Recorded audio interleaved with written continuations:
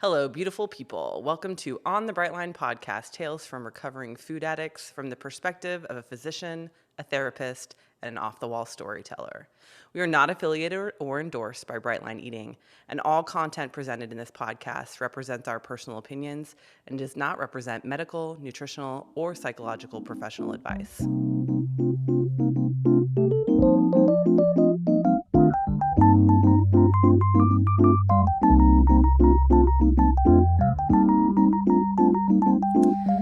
On today's episode, we are going to be talking about navigating social situations as a Bright Lifer. So I think this is something that people really have some anxiety about in entering the program, is not only how they themselves are going to keep right, but how they are going to navigate in a world that is decidedly not set up to help us with our food addiction. So I think that's it's an important topic, and it's something that I think we've thought a lot about, and the ways that we choose to navigate through the world. So Robin, do you want to start? I feel like I'm starting with Bonnie every time. Okay. Let's start with Robin today. Well, I'm just thinking of situations like either, like being invited to somebody's house for dinner. Susie says, "Hey, come on, you guys come on over for dinner. I'm going to make blah, blah, blah. Lasagna, right?" And so how do you, right? So what are some ways that you address that? Right? What Bonnie, what has worked for you? I'm thinking, one of our friends, they wanted to invite us to dinner, and we've kind of done a back and forth, like they come to our house, we go to their house. But the very first time we were kind of new on BLE, and, she's like, "Oh, my partner's a foodie, and we just, we're excited to make, love to have you over and, and cook for you." And it's just like, it's a hard lift to say, well, and they say, and most people who are kind will ask you when they're going to have you, "Do you have any food restrictions?" Right. Well, we don't eat sugar or flour, and we don't eat snacks, and we don't eat dessert. Right. Oh, but I mean, you could have like fruit for dessert, right? Well, no, we don't, Right. and you mean you can't have, so you can't have like, You can't have pie, but you can still have like bread or like, but Right. what about Right. pasta's Yeah. okay, right? Right, yeah. Or, and so, I mean, for some people like until you're kind of initiated into this program, it seems as anybody that hears about it that's not ready to make that kind of change, very restrictive or ridiculous, or, Right. oh my God, that's so over the top. And so, Right. and you hate to be, here's somebody offering to do a kindness for you, right? They want to give you a treat. They want to make you feel good. We're people pleasers. Right. Well, we all, but I mean, somebody's offering, they like, I want to spoil you. I want to Right. indulge you. I want to do this for you. And you have to kind of navigate, how to do it. It's hardest when they're going to make all the food. The way I have navigated around it is I have said, if it's more than just myself and my husband coming, I might say, well, you know what, we'll bring a veggie tray. And that way most meats I can get around. Right. You know what I mean? Even if it's breaded, I can pull the breading off or whatever, right? I can get around if there's a meat, if there's some kind of protein, and then I just bring a big veggie tray, and then I might be the main one eating the veggie tray at that time. Or I'll bring a really big salad, or I'll offer to bring something. If it's just us, then I really have to have that conversation, and you just have to say, if this ends up being a friendship deal breaker, then the reality is I'm not going to be able to be friends with this person, right? And I had a friend at the beginning say, "Well, what are we supposed to do if we can't eat and drink together?" And I'm like, well, if that's the measure of our friendship, and it's not, we're still friends. I will say that we figured out how to navigate through this. As she's not someone who's doing BLE, and I am, but I will say, like if that is a friendship deal breaker, that we can't eat and drink the things that you want to eat and drink together, like maybe we shouldn't be friends. So I just kind of had to say, we've had some health issues. That's a nice way. I mean, instead of just saying we're these weird people that are just decided to be obnoxious, have weird dietary, what I mean? It's like, well, we've had some health issues. So really we just kind of need steamed vegetables and broiled meat. And, and I'll usually say something like, and you don't have to eat that. Like if you want, I can bring X, Y. Let me know what you're thinking about making, and I can bring, because I don't, I think that's the other thing, is we don't want the other person to feel like they have to eat what we're eating, right? Or feel bad about it.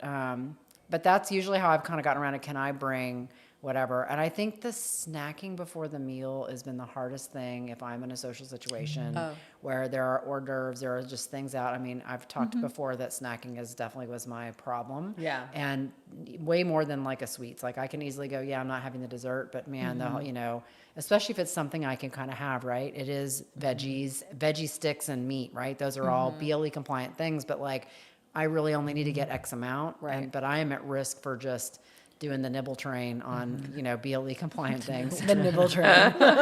So I try to plan ahead. We're all drinking sparkly water today. I have brought sparkly water with me, and then I'll just sit and sip my sparkly water so that I've got something That's in your my treat. hand Yes. that's going in my Yeah, mouth, that's and your- that's yep. keeping other things from going into my mouth. And then I try to, as Susan Pierce Thompson has talked about, engage in meaningful conversation with people when I'm in that situation, so that I know that I'm going to be at risk for being hyper-focused on the food that's sitting out. So I try to grab a person and then find out more about them than I already know, but ask them something that I don't know about and try to engage them in conversation. Because in the end, that's really why we're getting together with people, is to be with them, enjoy them, and be in fellowship with them. It really shouldn't be about the food. The meal is just the platform by which we engage with other beautiful human beings, spend and time. it should be focused on them and not on the food. So that's what I try to do. I will not say I always do it gracefully. I have definitely had challenges with that. Well, and that's interesting because when you were bringing up, you know, the things that you say, I'm going to poke a little, right? I almost heard like you apologizing for the way you're eating. And I really want to encourage everyone. This is the thing I'm harping on right now, is to be willing to take up space. Sure. And to not hide from being willing to verbalize what it is that we want from the people that are in our lives. And so being willing, and being your own advocate. yeah, Right. yeah. And so, I'm kind of rolling around like what would that assertive language sound like, to be willing to say, Well, I mean, not to cut in, but I think what I've done in the past is, here are the things that I can eat. And if those things aren't going to be available at your house, happy to bring it myself. You know, and just unapologetically, like I'm not disregarding the fact that you're willing to cook for me, because like I've had a friend recently that said she wanted to cook for me, and I'm like, well, as long as we're cooking BLE food, hell yeah, like let's do it. And she did, and it was great. And she had some NMF as part of her meal, but there was no pressure for me to have it, and it was totally cool. But I think that being able to advocate for yourself. Yes. And I think that is really what you're saying, is like, I can take up the space in the world to say, this is my health journey and I can choose it, and that I can accept your love. And if you want to show me love through making me food, that's great. But that doesn't mean I have to compromise who I am. right. It's no different than, right. I know Bonnie doesn't eat dairy, right? And I would never in a million years want her to come to my house and for me to say, so I've made you fettuccine Alfredo. Yeah. Or this thing, right? This thing with Right. all this dairy that you can't have. I would always want to be respectful of that. And I think people that are your friends will want to support you in that. Right. And like I've had Meagan was nothing saying. but that experience. Yeah. I mean, Yeah. people Yeah. have been nothing but loving and supportive. When Right. when they want to treat you, they want to give you what they Yeah. want. I just always like to make sure I give people space to not feel like, again, that feeling like, oh, she doesn't do that, so I don't want to do that in front of her. Because I make it clear, Right. like, I just say, like, you could put a pile of, I won't say NMF words out loud, but you could Right. put a pile of XYZ in Right. front of me. It's not going to trigger me or give me a problem. I would, if you Yeah. enjoy those things, please enjoy them. Yeah. Like, we're all, I've got a whole different issue here. Those aren't maybe your issues. So Yeah. please feel like, please feel like you can cook and prepare whatever you want for yourself. Right. Don't feel like you have to limit it because of me, but just, these are the things that I can and can't eat, but yeah, like I said, it's easier when it's a bigger group, because then it's almost every kind of a larger, like if you have 4 or 5 couples get together, that's almost always people bringing stuff. So it just is so much easier. I Right. sometimes just ask them like what they're having, like what can I bring, to get a hint of what they're making. And then Yeah. sometimes I bring everything I'm going to need. Like we Right, talked about right, bringing yeah. like the bag of edamame, or I'll bring Right. I'll bring a protein, I'll bring the veg, and I'll Right. have what I need. So that if it's a lunchtime thing, I'll make sure, I think fruit is the one thing that on our plan, like we get 6 ounces of fruit at lunch, and a lot of times in a lot of places there's no fruit. Yeah. And so I will just pack an apple Pack in an my apple. purse if Yeah, I need right? to, because I just want to have that with me. Yeah, I mean, I am very lucky in that I have not encountered a lot of pushback from friends, more pushback from family, which is interesting. Yeah. And I think we all have family dynamic issues with food. I mean, we went through a health challenge in our household recently, and the question was, well, what can we send you? Can we send you some X, you fill in the Y, Z. blank sweet food, right? And we're like, oh, well, we don't, I mean, I was so proud of my husband because he said, well, I don't eat that anymore. Yeah. He doesn't get upset. He just says, well, we don't, I don't eat that anymore. And then the person was like, well, but what do you eat to make yourself feel better then? And he said, I don't use food anymore to make myself feel better. exactly. And I was like, Yep. oh, that's so great. Yep. He's like, I don't, and he said, I don't want to have a heart attack. So Yeah. I Yeah. don't do that anymore. Yeah. Yeah. Yeah. So, but that's hard, right? And again, when the people who love you and their love language is food, they're like, I want to send you love. And so you really Right. have to help, like, well, you have to give them another way. So you Right. give them something Yes. else Yeah. they can do. But I think the other thing about that is that we have to recognize that people are also food addicts that aren't recognizing. and that it they're makes food them addicts. uncomfortable. And Yes. I think that's what I get to too in those situations. Not just that I don't want the person to not feel like they can have their food. Yeah. I do not want to be like the born again person with the food. We're going to do a pushing- whole episode about how to not be an obnoxious BLE Yeah, like we're evangelizer. talking, we're hopefully preaching to the choir here, right? Hopefully Right. people Right. that are watching this, I mean, if you don't want Sure. this content, you can just unsubscribe. Right. But, I don't want to be a person that makes someone else feel uncomfortable because this is not where they're at yet in their food Yeah, journey. And right. again, when you talked about the friend saying, well, what can we do together if we can't eat and drink? I've as a physician, I've had patients who were alcoholics, and we've had this conversation. Well, like, but every day after work, I go to the bar, all my friends are there. Right. And it's like, you're going to have to, like, giving up alcohol for you may Yep. literally mean giving up some of your friends, which is Yeah. awful because you're giving up a coping skill and then you're also giving up a support group. Right. Right. And so, for a lot of people, doing this way of life in their presence makes them really uncomfortable Yep. because they probably need to make Yeah. a change and they're not ready. Right. And it's making them feel that dichotomy That of, discomfort. I see what I could be doing, but I'm not ready to do it. Right. And that's making me feel bad about myself. And Yeah. then therefore your presence and behavior is making them feel bad, which we Yeah. never want to do. Right. So I think, I always talk about, like, if you want to ask, if you've noticed a change in my body or you notice what I'm doing and you want to ask me why I'm doing it, I'll tell you. Yeah. But I really try not to come forth with everything I'm doing. I've Sure. been in Right. the social situation of a work meeting, with people I only work with remotely, and we travel, and all of a sudden after several months we're together. Yeah. And we go out to eat because that's just the activity that we're what all we going to do. do. And so we're out to eat together, and I'm ordering a little differently.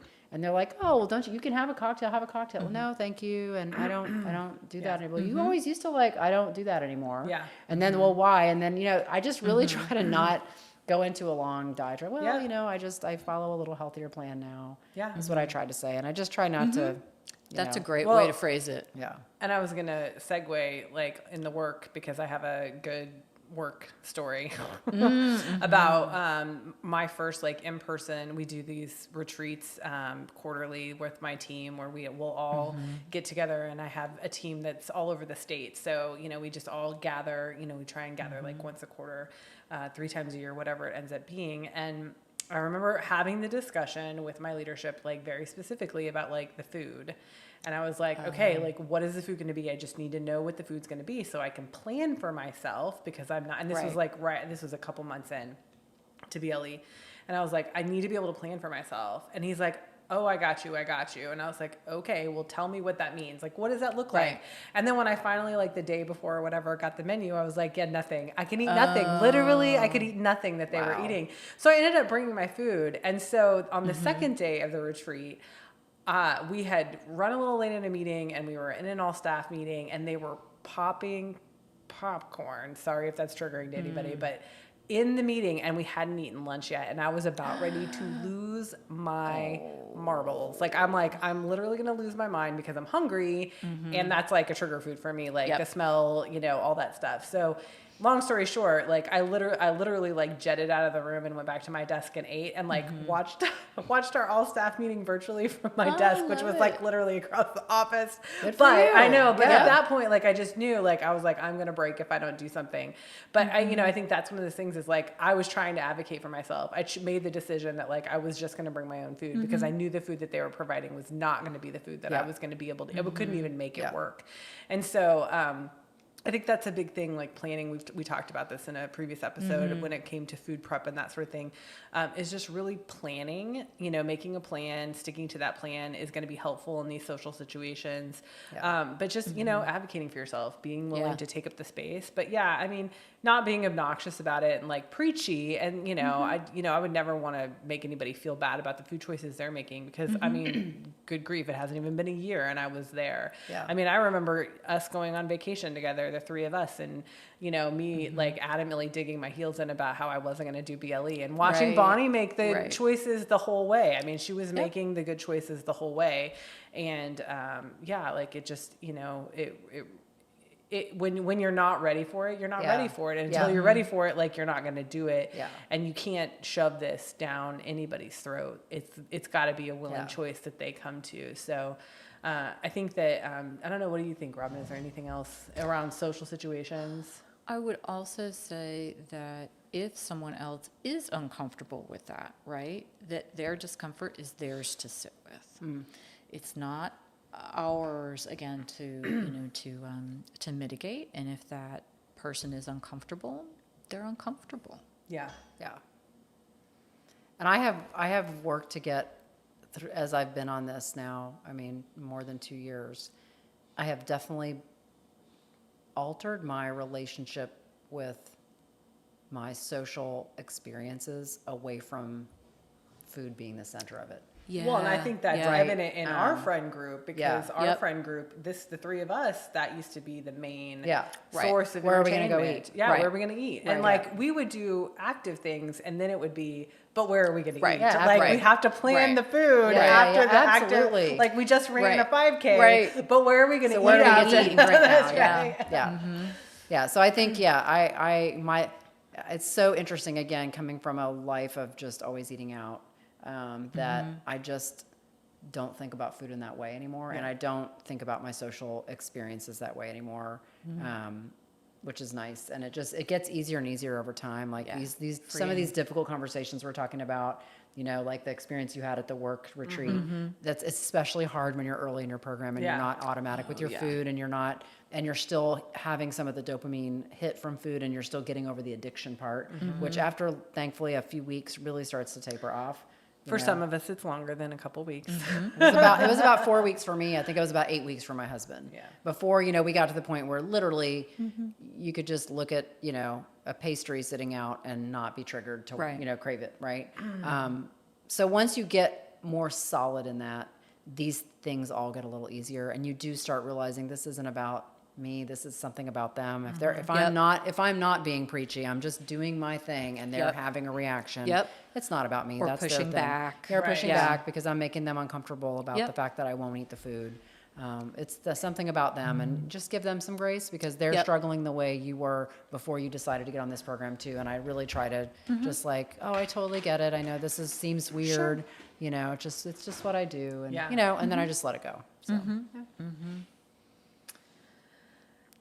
So we also wanted to talk a little bit about, other kind of social situations. I think one of the things that we had talked about was going on vacation and what that looked like and how to eat, how to make plans for that and how to, not necessarily the actual travel part, but like when you're, when you're vacationing with your family, like how do you figure that out? I mean, How do you make it easier? How do you make it easier on yourself, right? And I think the thing that, my family, we actually did this before BLE, but it's definitely awesome now that I'm doing BLE is like when we travel, like when we do a family vacation, we generally try and do, instead of a hotel, we do like a vacation rental so we can have a kitchen. Yep. And I think that, and it's just, and again, like I have kids and, you know, there's other people around normally on our family vacations that eat NMF. So there'll be that stuff around, but then I can have my food the way I want it and I don't have to stress Exactly. about it. And it's like, it doesn't mean that there's no eating out, but it's just like, I remember vacations we used to go on where every meal was out to eat, right? Because if you stay in a hotel, you're stuck with that hotel restaurant with whatever Right. they have, and it's going to be